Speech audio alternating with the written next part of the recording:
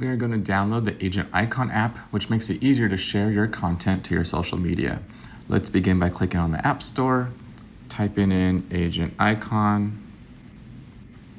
When it pops up at the top, we're going to download and open. And you'll notice that the Berkshire logo is not on the piece. It's going to say your logo here. Let's go ahead and change that. Click on Settings in the upper right-hand corner. And let's put in our information. Your company boomerang number is included in the email. I'm in California, so I'm going to type in our California number. You can put your info here and click on Save Settings. Once your settings have been saved, you'll notice that the Berkshire logo is now in the lower right-hand corner of our piece. And if we want to share this to our social media, we can click on Share.